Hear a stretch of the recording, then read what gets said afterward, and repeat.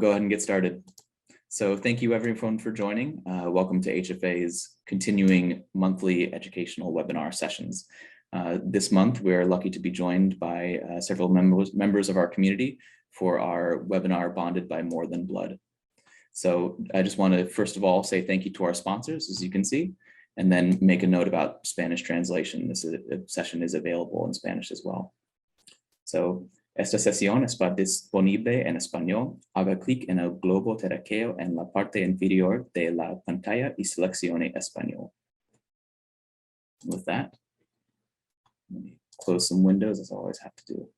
Anyway, HFA has long prided itself on being a megaphone for patient voices. The organization was founded by and is currently staffed by many community members and passionate individuals from outside the community. While HFA represents a wide range of people, there is one singular experience that bonds all of our experiences together, and that's having a bleeding disorder or having a loved one with a bleeding disorder. In this session, we will take the time to hear from a diverse population of people with bleeding disorders about their story, but more importantly, about what makes them an engaged and passionate community member. Tonight, we are joined by 4 community members that share the diagnosis of a bleeding disorder, but have all had dramatically different experiences. We will hear about how each of these people have found their own space within the bleeding disorders world. While sometimes we can focus on the gaps that we experience between community members, we hope to take this next hour or so to form some connections that you may not have been aware of. We'll be led tonight by our facilitator, Debbie De La Riva, to share some stories and make some connections. During the presentation, we encourage you the Padlet feature to share with HFA and our speakers what you care about your space in the community. So once again, I'll go ahead and put that link in the chat. This is a Padlet. This is just another way to interact with the community members. So what you'll see is when you open that Padlet, you will be able to click the pink button at the very bottom right and add either a text or a GIF or an image that you can search from. So please feel free to interact there. Before we begin, would like to request that we do not mention treatment product names, any HTCs or healthcare provider names during this session. Thank you all for coming, and I will now hand it over to Debbie. All righty. Thank you, Eric. I was telling them before we got on the call, and I just want to tell everybody that's on this webinar how excited I was that I got to be chosen to facilitate this particular topic, because as a lot of you, we've been around for a long time, and we've been to conferences, or we've been in different settings with different people in our community. And this is a topic that comes up so much because we're all so unique. We all have this link, we all have the same yearning. We just want to be a part of something, and we want to be accepted, loved, and supported. And so I'm so excited that we're talking about different people in the community that have chosen to be vulnerable and to talk about kind of how they feel that they're unique in the community. And they've been kind enough to talk about what's that even like for them. This thing about otherness is really what I'm talking about. And I've seen this, and we've all seen this within our circles, where there might be a group of women wondering about their particular needs and how that's being met in this community. You might have a conversation between milds and moderates or severes.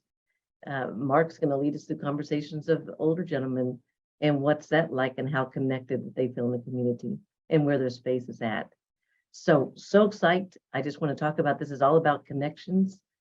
And the reason why otherness is so important is because when we stay in our little silos, many times we don't feel understood, or we don't feel like we don't know what our value is. And so today, all of that gets in the way of connectedness, and that is our superpower, and has always been our superpower as a community, to be connected and to have each other's backs. So yeah, with that, I'm just going to go ahead and get started with the first speaker that I finally got to get to know a little bit better, and that is Jonah. And so Jonah, would you like to kind of share your story? Sure thing. Thumbs up if you can hear me, please. Thank you, folks. All right. So my name is Jonah. I'm so excited to be here with you tonight. I'm currently speaking to you from Ithaca, New York, where I live and work. And I have von Willebrand disease and Ehlers-Danlos syndrome, which is a connective tissue disorder that impacts some of the soft tissue symptoms of my von Willebrands in interesting ways. I'm also a non-binary transgender person, and I use the they or he pronoun sets. I'll let you choose which one works better for you. I'm here today to talk a little bit about my experience living with a bleeding disorder, especially as a member of the LGBTQIA+ community, which I may also refer to as the queer community. So I was assigned female at birth, which means that when I was born, the doctors and my parents took a look at the body parts I had. They also took a look at all the bruises that I had, but mostly the body parts I had. And they made a guess about what my life was going to be like. And they made a really good guess. Statistically speaking, based on the body parts that I had, they made the guess that I was going to grow up as a girl and live as a woman when I got to adulthood. But as I personally started getting older and got to know myself better, I figured out that that wasn't really the story that was going on here. Now, most kids start developing an awareness of gender, what makes a boy, what makes a girl, and how they fit into that story between the ages of 2 and 5. And I was right on track with my development. I had the idea that I didn't fit in entirely with my girl classmates. I loved hanging out with them, but I didn't feel like one of them. But it was the 90s, and we didn't have a lot of information or representation out there culturally of transgender people, and especially not about kids who have the experience of being transgender. And when I was a kid, I had not yet been diagnosed with von Willebrand disease, but I was definitely presenting with symptoms. I had extensive bruising, and I often would wake up in the night with a nosebleed or would have to be sent home from school with a nosebleed so bad that I was ruining my clothes. Jumping forward a bit to when I hit puberty, I started having menstrual periods when I was 10 years old. And I was actually referred to see a hematologist because of how heavy and how difficult my periods were. So I was diagnosed with von Willebrand's when I was 12. And around that same time period, I was having more awareness of my gender identity. Puberty changes a lot of things for everybody. And I felt myself growing increasingly aware and increasingly uncomfortable with some of the things that were happening in my life. But I wasn't able to actually make significant moves on my gender journey until I hit my 20s. After being diagnosed with von Willebrand's, my life was really ruled by my bleeding disorder for the next decade. My life was ruled by heavy menstrual bleeding and, cycling between seeing a gynecologist to try to manage it, to a hematologist to try to manage it. I was frequently bleeding for weeks, if not months at a time. And I had to drop out of college twice because my health was so bad. I felt incredibly lonely and really isolated and depressed in my situation. Now, that part of my story is one we're pretty familiar with in the bleeding disorders community. Many people with periods in our community face either a delayed diagnosis, a misdiagnosis, or are treated primarily by gynecologists or primary care providers rather than by a hematologist because their bleeding presents in the reproductive tract. In my case, even though I was having episodes of bleeding that were so bad that I was stuck in bed for days, even though this was happening several times a year, and even though I had received life-saving doses of Factor to address gastrointestinal hemorrhages, I didn't get a prescription to use Factor at home until I was 22. I felt really jealous of my counterparts who were assigned male at birth, my blood brothers, because a lot of them had been on Factor since they were babies, and many hadn't had bleeds in years. I didn't see why it was necessary for me to go through all of the bleeding that I was going through. Now, coming into the bleeding disorders community made a really big difference for me. I felt far less isolated in my condition. I got to meet other people who were struggling with similar challenges, and I got to meet people who actually made me feel hopeful for my own future. I really enjoyed getting involved with legislative advocacy at my state house days and going to Washington, D.C. It was really empowering and gave me a chance to use my story, to use my struggle to inform others and try to make a difference in the world.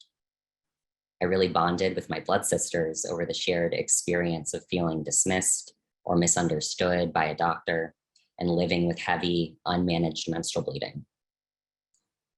After I got on Factor, my life totally changed. My health improved dramatically. Who would have thought? And it improved so much that I was actually able to start working full time. And I actually came to work at HFA precisely because this is such an important part of who I am. Moving around in time again, a few years ago, I began my gender transition, the medical and social aspects of my transition. And that process looks a little bit different from person to person. But for me, that meant asking people to use a different name that felt better for me, to use a different set of pronouns to refer to me. I changed up my style a little bit. And I also started using hormone replacement therapy. One of the effects of this hormone replacement therapy is that I no longer have a menstrual period. And while I'm grateful that I no longer have to deal with the challenges that came with menstruation, that was a really big part of my identity. If you knew me prior to my transition, I've probably talked to you about my period at some point. Now, between COVID and my gender journey, I've fallen out of regular touch with the bleeding disorders community. To be honest, I'm not really sure where I fit in anymore. Do I hang out with the blood brothers? I guess my experience is more like theirs these days, but I'm still someone who has a history of medical trauma centered on having been born with a uterus. Do I hang out with my blood sisters? I can definitely commiserate about having a period or being misunderstood by doctors, but I still don't feel like I'm entitled to or belong in a space that's dedicated to women. It's kind of funny. I pretty much never worry about which public bathroom to use, but I would definitely feel confused about which track I should be a part of at a bleeding disorders conference. Absolutely. So here's where I am now. I have von Willebrand disease that is very well managed. When I go to the doctors, they run my blood work as male, but I see a gynecologist. My physical and mental health are great, thanks be to God. And I'm looking forward to getting back into the community and figuring out how we make space for people like myself to be educated about our bodies and empowered to live the best lives that we can and to advocate for ourselves and each other. Thanks for listening. I'm really excited to be here with you tonight. Absolutely. You know what we don't see, Jonah, and everybody else on the call is what happens outside there in the cyberspace, right? We don't know the lives that you have touched by being strong, by being vulnerable, by being self-accepting. And so it's beautiful. I love what happens. Who knows who's out there that either has a similar story. So I just want to tell you that it's such a pleasure to know you and to know that you're a part of this community. Thank you. The feeling is mutual. And how did you navigate that? It sounds like you're still navigating it. And do you feel misunderstood by various people? You might want to call them out, you might not, but do you still feel misunderstood? Yes, but I think I've had a lot of practice at storytelling and figuring out how to talk to people about what's going on for me. So like the way that I explain my journey as a transgender person, that is a story that I have refined over talking about it with many, many people. And I take it one day at a time. Every situation is different. I feel really excited to know that for transgender people who use hormone replacement therapy, there is an emerging body of medical literature. A couple of years ago, the American Society for Hematology published reference intervals. So, when you get your blood work done and it tells you if you have like too many platelets, too few platelets, how's your hemoglobin doing, those reference intervals. We now have reference intervals for transgender people who use hormone replacement therapy like myself. So that's super exciting to me. I take it one day at a time. I'm always learning new things about myself and always learning new things about others as well. Yeah, and you already kind of anticipated my question. What advice would you have for others? Oh boy. In what respect? Exactly. Yeah, it's hard to say. If we can put a finer point on the question, I'd be happy to try to offer some advice. Well, I guess I'm giving you, well, you already know my other role is a therapist. And what I know is it's self-acceptance and self-advocating is the way to help somebody feel whole. And so I was just wondering what, maybe you could tell people what's helped you be the advocate for yourself. So I think having language for what was going on in my life made a huge difference. So learning more, having the opportunity to either seek out information or to have information shared with me was really powerful. You know, when I was a kid, I didn't have the word transgender. And Yeah. so it wasn't easy for me to tell my parents, you know, I want to wear boy clothes and there's something else going on here. Having language to talk about our situation is really powerful. I would say also making space for feelings, period, but including the uncomfortable feelings, including when feelings get messy. You know, if you try to stuff feelings down too much, they're going to come out sometime. So allowing yourself to feel frustrated, to feel grief, makes room for all of the positive emotions as well. Okay.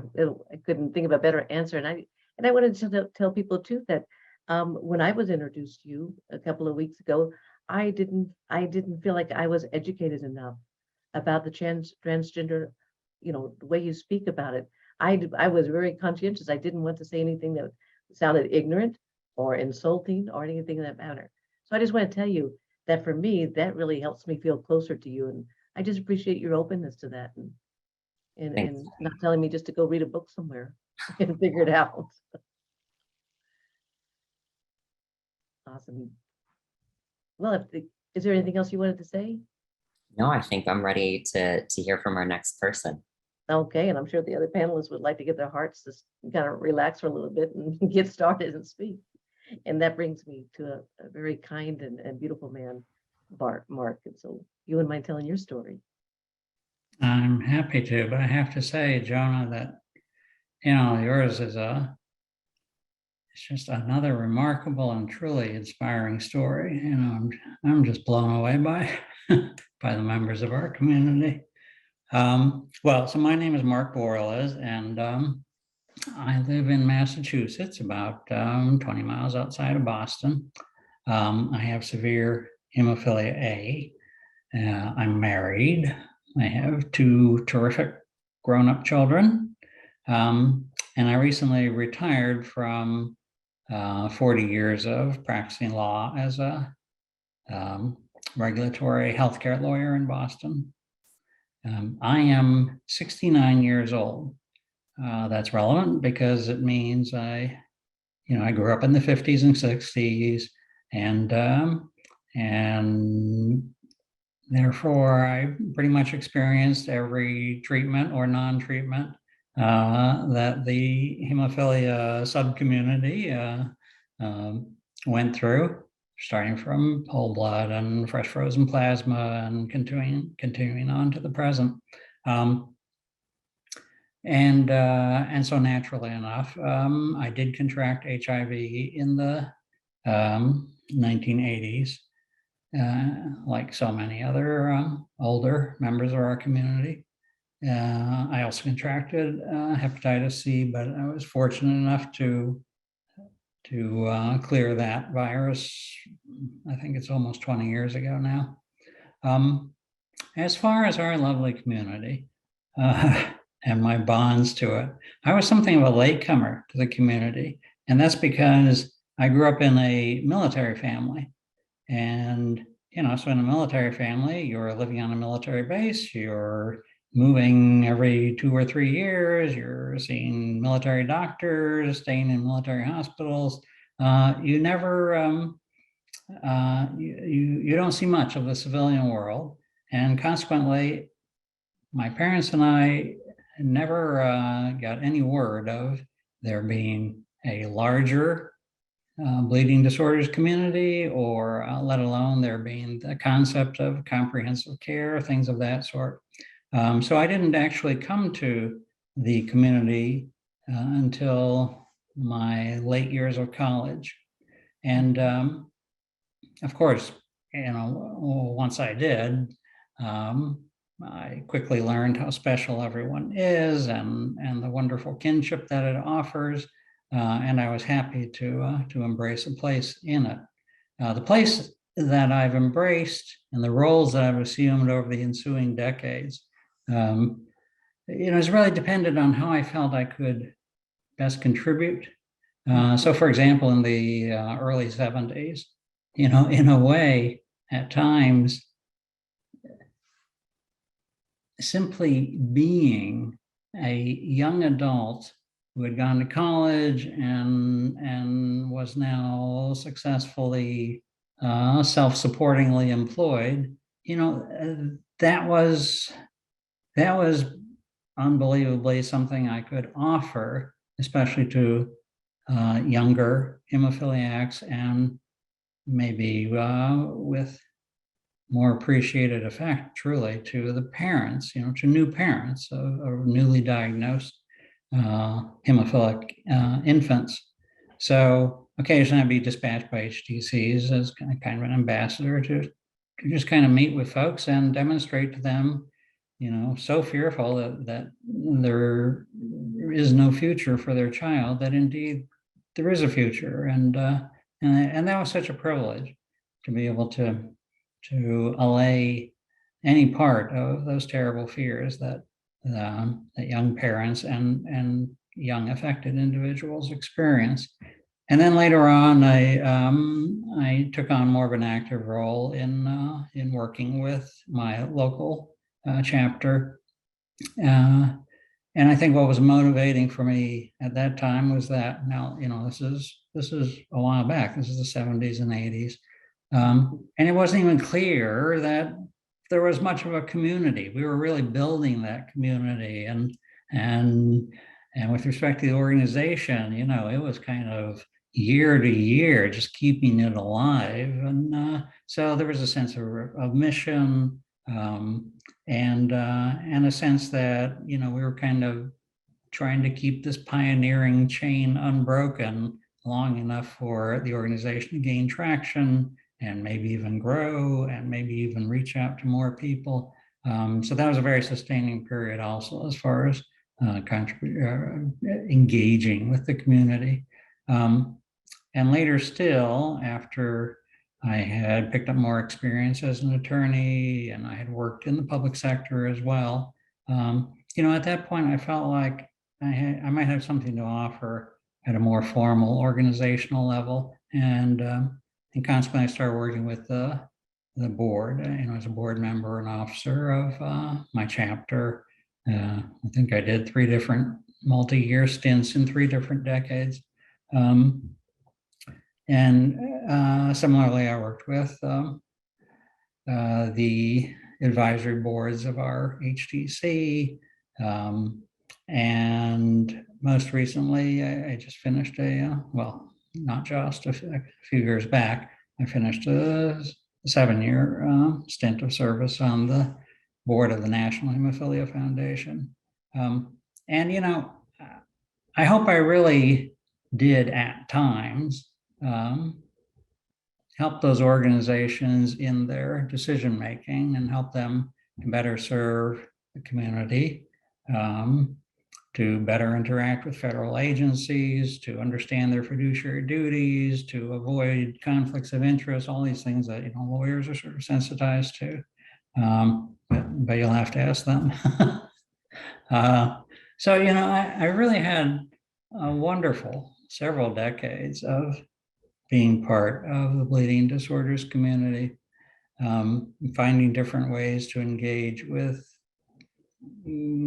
these amazing, generous, energetic people who populate our community. But the final point, I'm sorry, yes, sure, Debbie. Oh, no, you want to make a final point that I can. No, go ahead. I just couldn't help but noticing. It seemed like every time you would intersect with the community, it was, because I know you personally, it is very much of your character to give back and to be useful, what have you. There's a lot of older gentlemen out there that don't feel maybe there's a place for them, or maybe they don't feel like they're not able to give what they already have. Do you have any recommendations for guys that are feeling that way about, kind of validating maybe what experience they have, and also letting other people know what they can do to help other people get more involved? Yeah, well, I can probably take advice on this as well, frankly. Sure. Because there are many times when, and actually this segues very nicely to the point I was going to make. when I wonder for myself, is there any continuing role for someone like me? But yeah, that's a great question. How do you convince somebody that they really have gifts to impart to others? It took a long time for me to understand, at different times, for example, sharing the experience of going through the AIDS epidemic. Just dredging up, histories that seem to me to be quite ancient now about dealing with bleeds in the days of, pre-factor, pre-concentrates, pre-cryoprecipitate. Basically the days of plunging your bleeding ankle into a bucket of ice water and just leaving it that way for as long as you could stand it. I think there's terrific archival historical interest to that. And because everybody's story is unique, I think that needs to be impressed upon everyone that, try as you might to even produce a conforming story, you're going to wind up contributing, new nuggets to the accumulated, archives of our history. So, that's something that I intend to do still to now focus more on writing. I'm not sure, there is an independent streak, I think, that a lot of older fellows retain. It's independent, it runs both ways. It's kind of, I don't need help. I can manage because they've had to prove that all their lives. And conversely, I'm over here taking care of myself. I don't know if I have any relevance to you. No, you're speaking to it. And it's so beautiful that you and I have this platform now, that there's a number of people talking, and we can talk about how much everyone is relevant. And I want the older gentlemen to know how much I'm personally indebted to them, how much I've yet to learn from them, and just like you said, the resilience and the hope that they have to offer, and to hope that they don't feel like they need to suffer alone. They have so much to offer all of us. I just want to say Well, I that. guarantee you that we'll return to this either in this session or offline, because the last point I had wanted to make is that despite these very strong bonds that I feel with the community, there's a little bit of irony, because in the last few years, when I haven't been formally part of any organizations, I've just been a consumer in the space of being an older severe hemophiliac with comorbidities, HIV in particular. And during these past years, I've increasingly felt sort of that my connections with the community are losing some substance. They're still there. They haven't disappeared by any means, but they're waning a bit. They're thinning. And I felt a little bit adrift of where the community is, that the center of gravity is over there, and I'm out here on one of the spiral arms, feeling a little less relevant to the community and its organizations, and vice versa. Mm-hmm. And I've thought about, why is that? Part of it, of course, is that I don't have sort of a ready role the way I did for so many years. But part of it also, I think, is just kind of a hard objective reality that there isn't as much organizational programming or education or advocacy now focused, for example, on HIV. I find that, well, gee, it's such an irony that, as in the days of the epidemic itself, suddenly I get my AIDS literature and advice and research updates from the gay community, from infectious disease specialists. And yet I know that by virtue of this comorbidity, the bleeding disorder, that there are some special twists. So I keep hoping that I'll see that sort of attention coming from our organizations. But I want to be really, really careful about this. I don't want to be misunderstood on this. I'm not saying that I feel I've been forgotten or that the people in my space are being ignored. That's not so. I think the sentiments you just expressed are indeed. I know those are the sentiments of members of the community if they were asked. And I know that we're welcome, and I know that our story is interesting and valued. And I'm not even necessarily criticizing or worse, whining, because in a way, I don't even necessarily see this as a bad thing. In fact, it kind of strikes me perhaps as a proof of the dynamism of our community and how we're evolving. Right. We're just reaching a broader range of constituencies now. No, it's true. Yeah. Mark, you're saying what a lot of people are thinking and feeling, and no, it's not whining and it's not criticizing. It is being an advocate and letting people know where you're at. People are hearing, and that there's maybe not a place for them.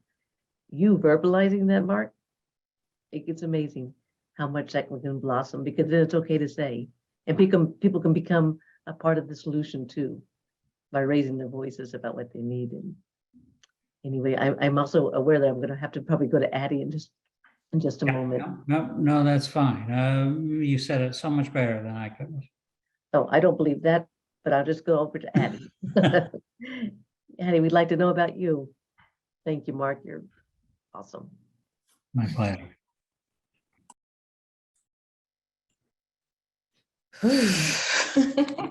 My story, right? Yeah. Hi, everyone. My name is Adi. I'm from Nigeria. I moved there like 5 years ago. I have a 5-year-old. I have Hormone brand disease, type 2A and 2B. I don't know. I'm floating between both of them. I think before I just got diagnosed in 2020 in the pandemic. Before that, back in my home country, there's no diagnosis. It's just like, I used to have this bleeding from my nose, my gum. My period could last 2 months, 3 months, and nobody knew what the problem was. But I just knew that I have something that I don't know, but it was just me and my mother. So I don't know anybody else who has this, just me and my mom. And I think we're just weird. We're just different people. So growing up, I don't have friends. I don't even know how to make friends because of my bleeding problem. Like, your neighbors don't want to be friends with you because they don't want to push you while you're playing and you fall down. I bruise easily. Oh, that must have been really hard. Yeah, so I used to just be isolated, just me and my siblings at home and all that. It was difficult growing up by yourself and not knowing what the problem is. Until then I got pregnant for my son. I came to the States. Then I had my son. I remember I had a C-section and the bleeding, I kept bleeding for 6 months after I had my son. I went back to the hospital here in Georgia. And because I don't have papers yet, I don't have insurance, I had to pay out of pocket. They didn't do anything for me. They just said, oh, we're gonna place you on birth control and see if that's gonna help. That didn't do anything. And my plan for coming to the States was to get the root of the problem. So, and I was by myself, I was staying with a friend, and I was losing so much blood with my child. Then I had to buy a ticket and went back home. So when I go back home, and I told my parents, I said, I just think this is gonna kill me one day. Yeah. And I don't want my child to be by himself in the strangling. So that's why I came back home. So I think by the 9th month or the 10th month, the bleeding stops. Then by the 11th month, I started bleeding again. And my friend who was there called me and said, just come back. When you come back, we'll see what we can do. Just come back. Then I just took that faith and said, okay, let me just give it another try and just come back. So I came back again. And when I came back, I got a job. I started working on my papers. And when I was able to get insurance, I went back to the hospital, and that was my journey. They said I had fibroid. I had a surgery for fibroid, and I kept bleeding again. I remember the surgeon telling me that if this bleeding doesn't stop, then I'm gonna take out your uterus. And that got me scared. I was like, I don't want that. But then she referred me to a hematologist. She said, oh, I think you have, she did a lot of tests. Then she said, I think you have a bleeding disorder. I don't even know what that is. Then she said, I think you have a von Willebrand disease. Then she referred me, and that was it. That was in the pandemic. And that was when I knew that this was actually a problem and this was not spiritual, because back in my country, I always thought it was a spiritual problem. Like, we kept praying about it. It's gonna go away. It's gonna go away. Something, God is gonna do something. We keep praying, we keep fasting, going to churches and all of this stuff. Since I was a kid, my mother is still alive. She's still going through the same problem back in my country. So such a long road to get to the words, to the labels. What is this? Let me ask you, so when you came here and you saw national organizations or your chapter, what was that like for you about meeting other people like you? And I remember in the pandemic when I got a call from my chapter, and they called me and said they're gonna send me factors. I was confused because I don't know what that is. But they said they're gonna send you a nurse to come to your house. Then I started thinking, I'm like, I don't even have money to pay for all of this stuff. Am I gonna pay? That was what was in my mind. I was like, I pay my rent myself. If I get somebody to come to my house, how am I gonna pay for that? So I called back. I said, I'm gonna come to you guys because that's gonna be cheaper for me. They said, no, don't worry about it. We're gonna come to you. So I waited, and they came to me, and it was like, I didn't believe it. It was unbelievable. So the nurse came, she taught me how to infuse myself. She was helping me add factors. And then after a couple of months, the medication stopped working for me. Then we started all over again with something else. And it was just, but I mean, I'm grateful. It's not been that easy, but it's way better. From somebody who's coming from a place, there's no testing, there's no diagnosis, they don't even know what you have. So do you have any advice for someone that's been in your position about being on the outs? Yeah, it's just my advice is just keep asking questions and keep pushing and just keep believing. Wow, I felt that all the way here to Houston. I felt what you're saying. Yeah, so, and then when I came to Houston in April, because I've always wanted to have another kid.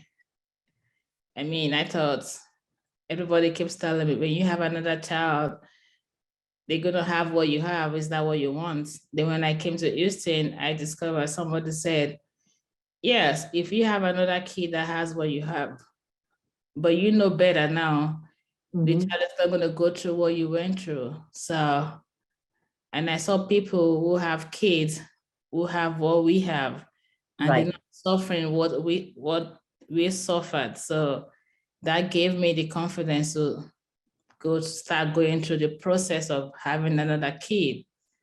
So to me, that's the biggest thing that I've learned from this community. That's the biggest take home from this society, this community, the sisterhood, where everybody takes you like your sisters.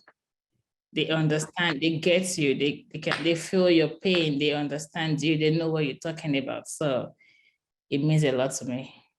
Wonderful. Yeah, like healthy sisters, because we know there's dysfunctional families too, but healthy Yeah. sisters that were had your backs, and Yeah. I'm so glad you're a part of this community, because I'm, to your I'm word, so, I'm so glad to be part of this community. Like, my mental health is better. I feel better physically, mentally. So it's a big society for me. It's a big community for me. I'm proud to be one of this community. And Miss Debbie, you know I love you. I love you too. Like I Yeah. said, I thought I lost you forever. Yeah. Wow, what an inspiration these stories have been, and let's hear Kendall and hear her journey. Yeah. I love you too. Thank you. Hi, Kendall. Hello. Hi. Yeah. Hi. Hello. My name's Kendall Fitzpatrick. I live in Virginia, kind of close to Williamsburg, Virginia, and I feel like I've got layers in the community. So first, I was a mom. I have a 27-year-old, and we both have von Willebrand's disease and also hemophilia B, which is a strange combination to have. In fact, the first hematologist said I was like a chicken with teeth. So Nice. that was a long time ago.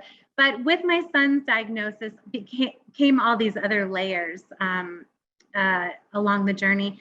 And so I guess I would start there, that with his diagnosis, I realized that my father had hemophilia too, and he had died when I was 13. He took his life.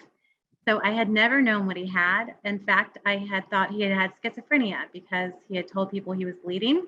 My mom had let me know that. And then with my kid's diagnosis, there was an answer.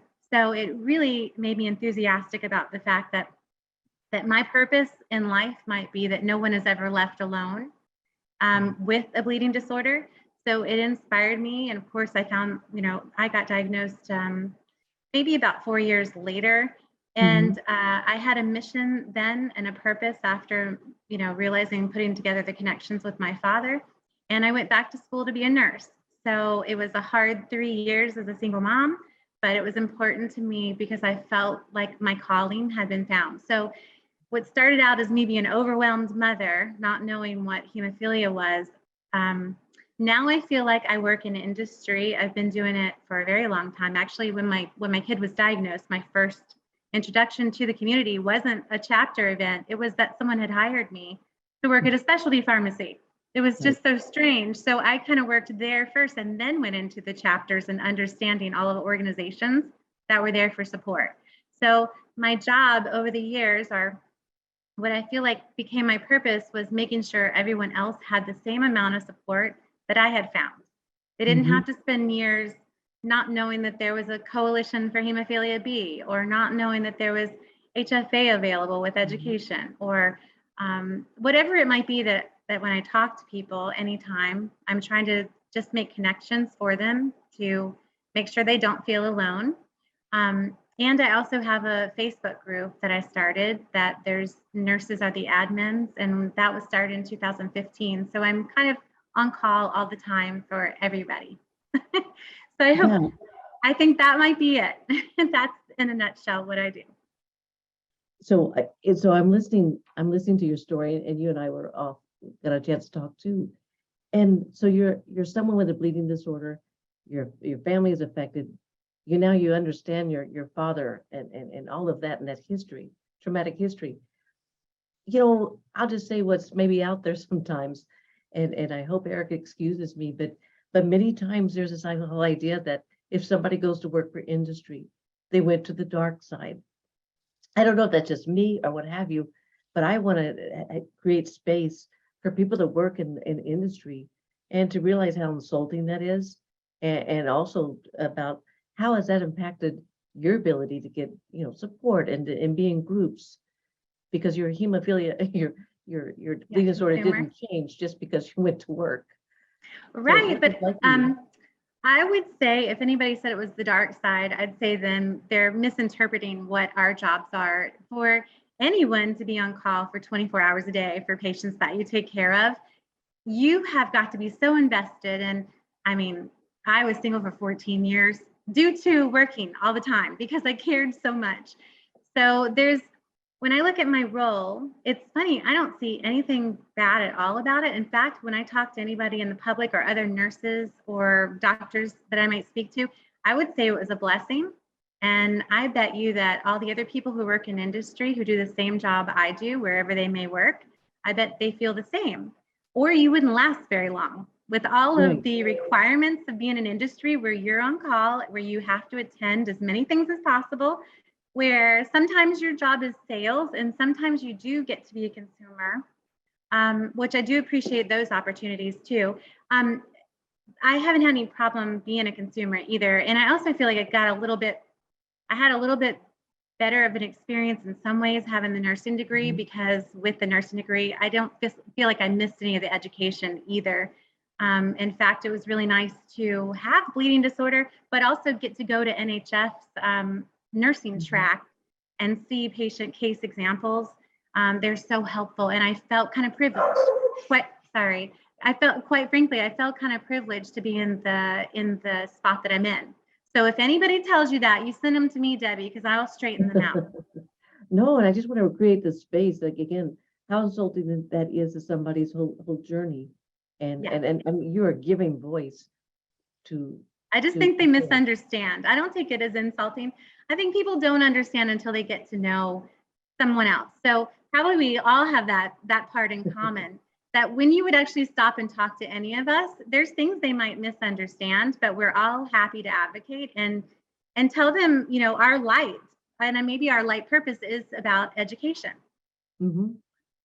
But and I don't know if we have more time, but I was going to ask you, do you experience any challenges being in industry and also being a consumer?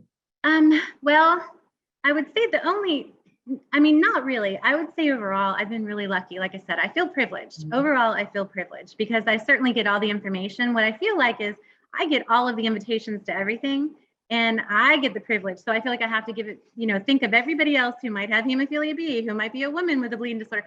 I feel like I'm overwhelmed sometimes because I have so much dissemination of things I get to go to, and I don't want to be the only one. So I want to share all the time.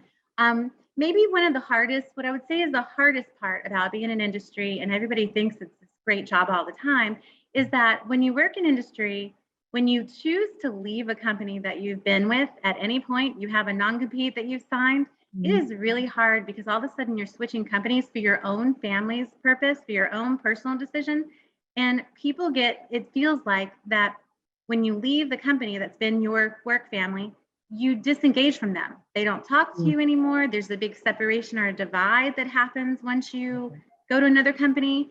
And nowhere else have I ever experienced that before. I guess you could say it's like a church. Like if people are very intensely in a church and they go to another one, that you get this judgment kind of, or these, I always call it like the Hunger Games, and I never thought it had to be like that because again, it's misunderstanding. And if you actually talk to me about why I did it, I could easily and openly explain moves that are made, and I understand that already, are made because it fit our family better. It wasn't anybody that I didn't like. It wasn't anything like that. So that's been probably the hardest, most isolating part of it, is the friendships that you would have had or that you've had for years. And just because of a job change, everything changed with the friendship. It's been the worst. Well, you are very clear about that. And wow, I just want to wrap up just by saying everybody has just talked about different ways that you might have felt disenfranchised or you haven't, and the ways you've navigated that. And I'm going to stop talking to open it up to questions and then put Eric back in charge to let us know if we write it down the hour. I won't, don't worry, Debbie, I won't close the Zoom without you knowing. I know that people have been very generous with giving their time tonight. I think we have time for questions for about maybe 8 to 10 to 12 minutes. So I think that we've got some questions in the Q&A chat, Debbie, if you'd care to go through those. I know that we had other questions prepared, so we'll be highlighting everybody in just a moment so we can all answer some questions. And then we'll wrap up in around 15 or 20 minutes. That is a big weakness of mine to look at the questions in the chat. So I might. I can go ahead and give one that's that came through then. So one question we've got, and this is for anybody who feels comfortable answering, is what matters most to you in your space as a community member?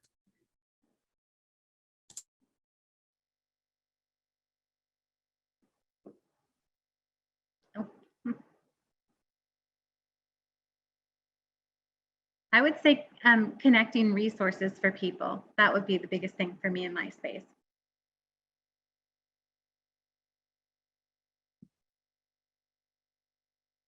If we'd like another question that might resonate a little bit more, we've got one that asks, what is one thing you wish you knew as a younger person with a bleeding disorder?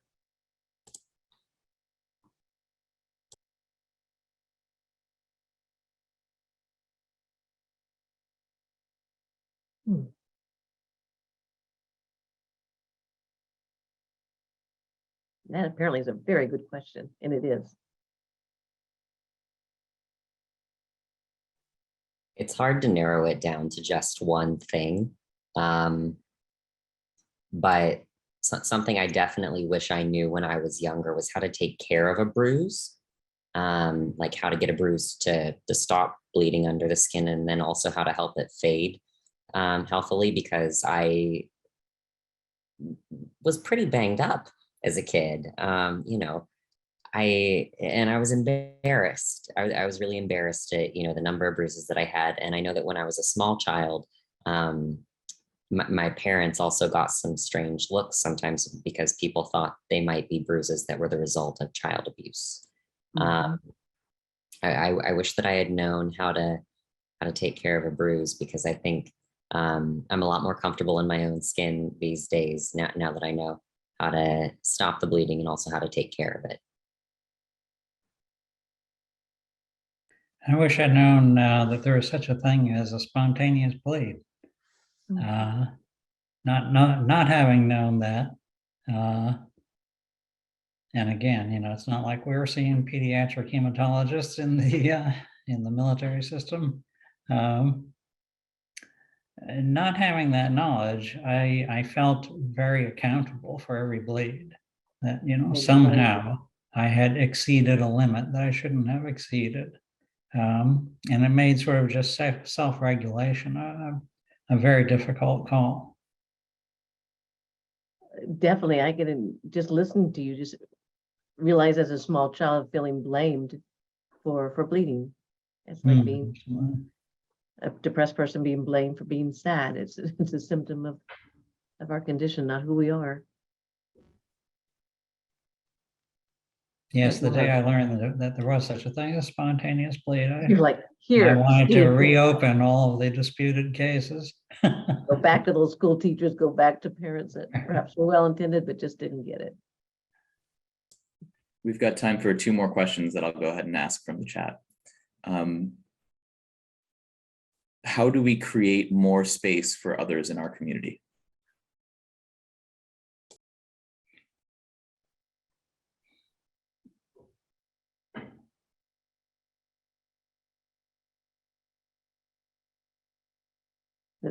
What's coming up for me is just ask the questions. Like I'd love to ask Jonah and everybody, given your uniqueness, whatever you feel it is, you know, what did you need to feel like you're important, you're valued, you have something to offer?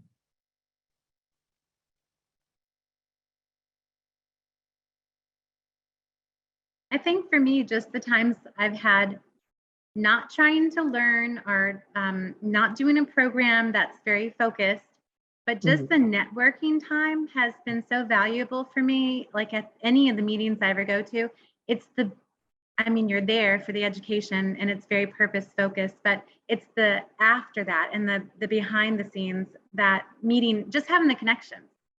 That has been it's been my whole life, and it has really made me, I'm sure for you, Debbie, too, you feel connected by the people. It's every single face that I've known from over the years and all the ones you recognize, they mean so much, that the education is just a blip and you learn a little piece that you remember a sentence maybe, but it's those people and relationships over those years that, that's what I think propels us all to stay plugged in, is getting that downtime to know other people.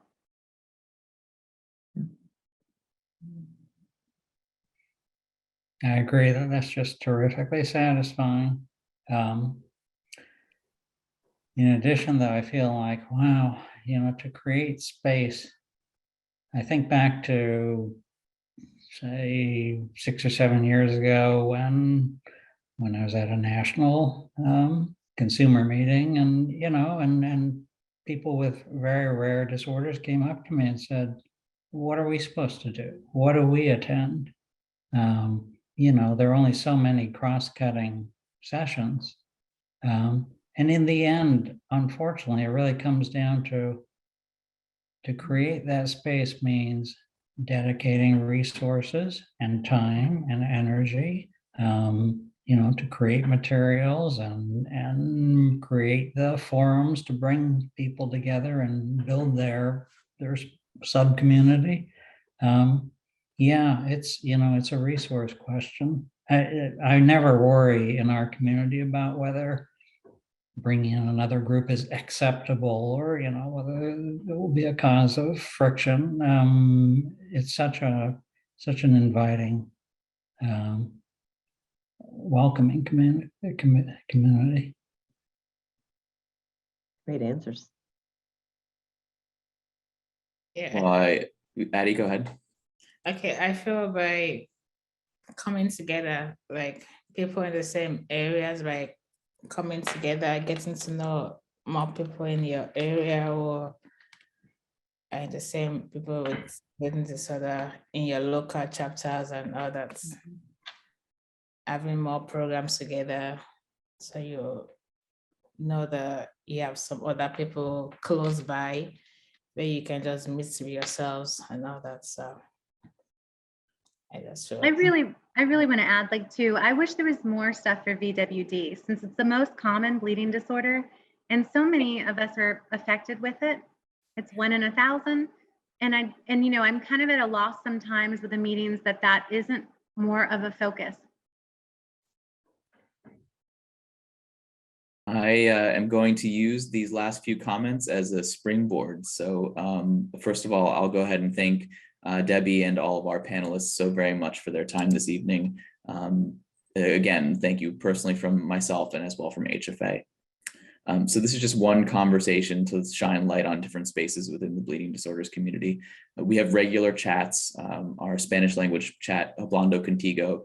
We have Sister Space for our blood sisters, and we have the Blood Brotherhood chat for our blood brothers. Invitations regularly arriving in your emails. If you'd like to join any of these, you're welcome to.